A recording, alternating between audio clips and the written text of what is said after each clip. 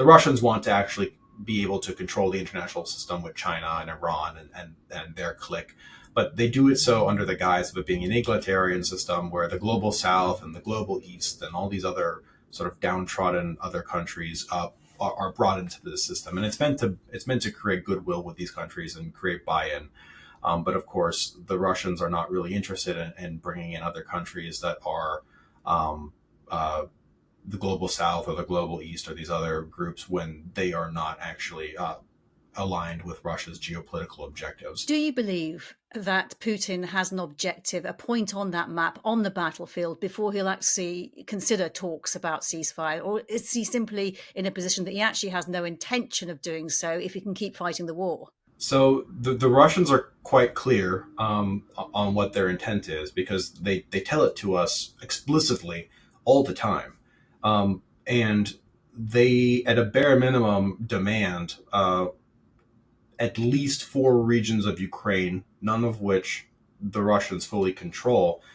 But uh, so they're going to keep warfighting until they achieve that, and they're not going to accept anything lower than that. But I am actually prepared to make the argument that Russia's actual desired suite of concessions go beyond the stated objectives. Because in recent weeks, senior Kremlin officials have been increasingly invoking the term Novorossiya, or New Russia, which is a invented geopolitical construct that encapsulates all of Ukraine's southern and eastern oblasts, which includes, by the way, Kharkiv, which includes Poltava, which includes Mykolaiv and Odessa. And so, for the Russians to go out and say that they need to, defend Novorossiya, that of course goes much further across the current four oblasts that they are explicitly and have officially put claims on. And beyond that as well, the Russians are also making claims unofficially and informally to all of Ukraine. Vladimir Putin the other day made a reference to, the 1,000 years of Russia, 1,000 years of the Rus.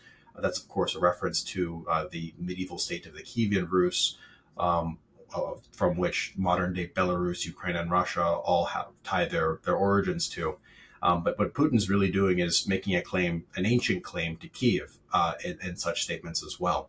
And so, I believe that President Trump and the Americans, and having engaged Putin and the Russians directly, and the American side officially stating that we've hit an impasse, we have, through brute force discovery, confirmed what should be obvious, which is the Russian demands are non-starters, and they are not interested in negotiating anything other than Ukrainian and American terms of surrender. And do you think that the longer that pause in getting any progress in the ceasefire, the more it feeds Putin's ambitions to demand more and to be more open about what he wants in terms of territorial gains? That's a great question. So we've got a two-part answer. I believe Putin has become more explicit with his demands as the negotiation process has protracted. Because when Steve Witkoff, the special American advisor who was the envoy engaging in direct bilateral negotiations with the Russians on the behalf of the Trump administration, whenever Steve Witkoff would return to Washington, we would actually then see Russian ministerial revelations and statements saying, these are our demands. We are demanding not only the four oblasts, we're also demanding these various things of NATO. They wanted to roll back NATO's borders back to 1997, its 1997 borders, and these other things. And I think the reason why is because as Witkoff was going back to Washington, Witkoff was relaying things like, boss being President Trump, they only want these four regions, and if we just give them these four regions, then we're all good. This can be easy. And I think the Russians actually, reading that in the headlines, they actually then felt the need to go back and say, actually, no, yes, it's those four regions, but we've actually demanded the demilitarization of Ukraine. We've demanded regime change in Ukraine and so-called denazification of Ukraine. We have demands of the NATO alliance must go back to its 1997 borders, and so on and so forth. So I do think the protracted nature of the negotiations and initial American misunderstandings about the Russian demands, about not just Ukraine but also NATO, that's become more explicit for the Russians. Second part of the answer, as these negotiations protract, Putin's getting into riskier territory because Putin's efforts to try to succor Washington into believing that there's a easy way out and this can all be sort of simply done if you just capitulate. Um, I think Washington is starting to crystallize and receive that strategic clarity that actually, no, this isn't actually that simple. And so now we're at a fork in the road where either Washington decides to double down on supporting Ukraine, recognizing that what the Russians are asking for are unacceptable, and that essentially, um, if we walk away, it would be like Trump's Afghanistan, but just on a much worse scale. Alternatively, the Trump administration, out of frustration, realizes that they can't do anything about this. They'd rather not do anything about this. So the Americans pick up their toys and go home and leave Ukraine to the wolves.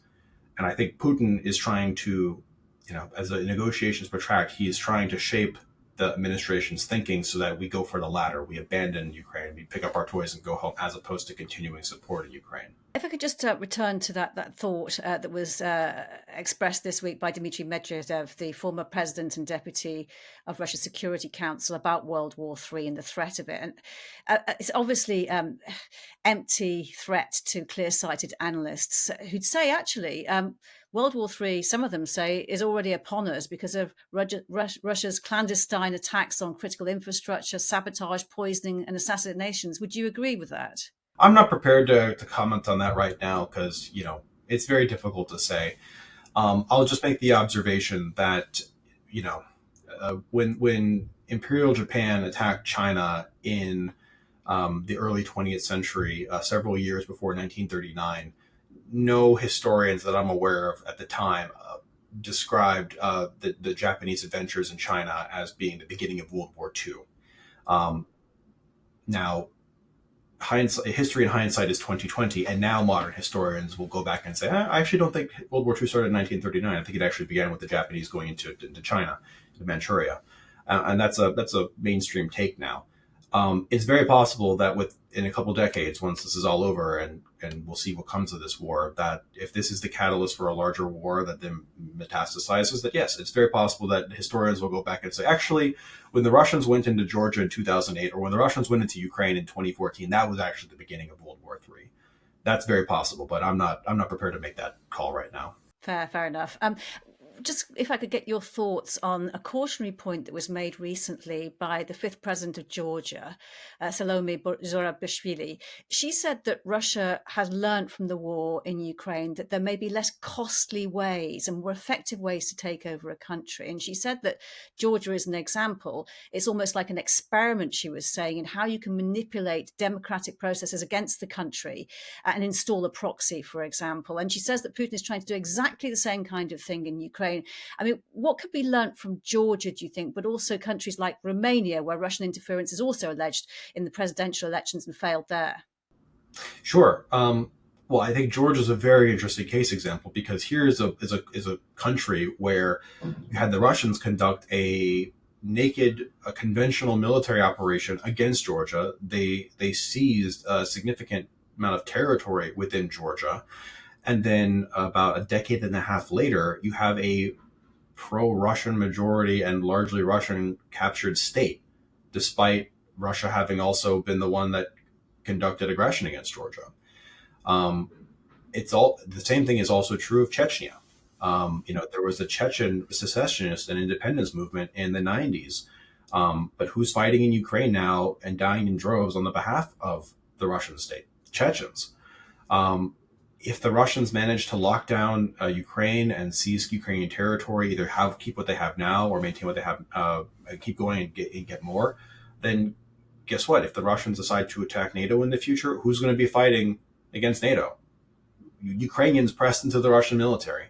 Um, and so I think that's a valid point. And I think it's going to be very difficult to try to turn Ukraine against Russia because, if you still have Kiev and you still have the Ukrainian civic nationalism that's grown up as a result of this war, which is much stronger than what we had in Georgia, I think Ukraine will be fine.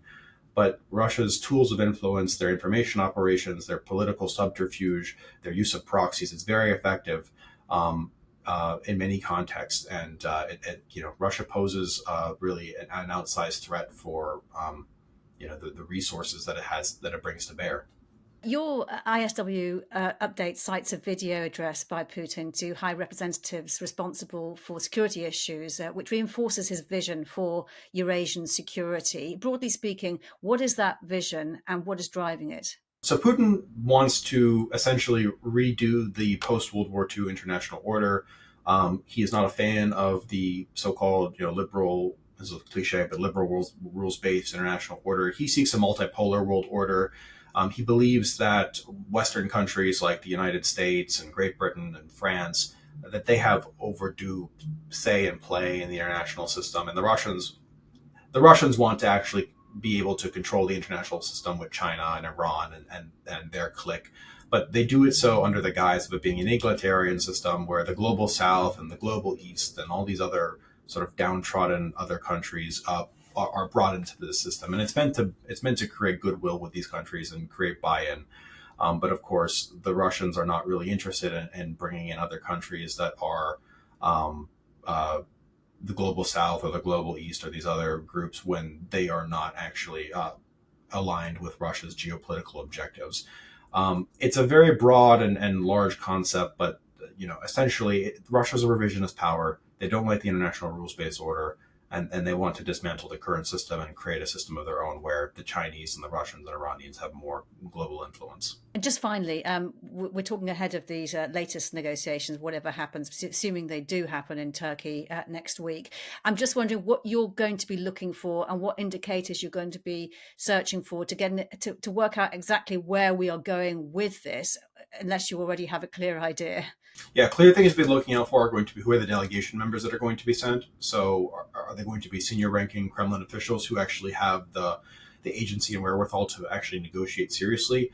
Or is it going to be like the previous round of negotiations where the Kremlin sends low level functionaries that are not able to critically engage and make decisions? That will be a very strong indicator in my assessment for the level of seriousness of Russian demands, a level of seriousness of the Russian ability to negotiate. Because if they send low level functionaries, then we understand that they're just simply wasting Western time again.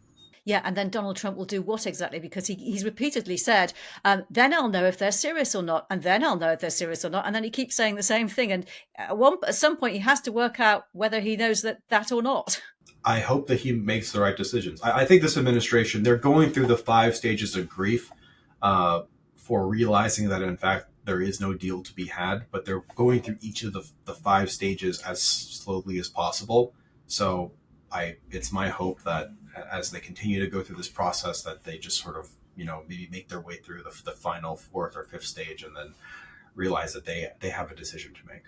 And then we'll talk again. George Barros, good to speak to you. Thank you very much. Good to see you as well, Kate. Thank you. You've been watching Frontline for Times Radio with me, Kate Chabot. If you'd like to be the first to get exclusive content, you can sign up for membership with the link below. You can also listen to Times Radio for the latest news or read it on thetimes.com.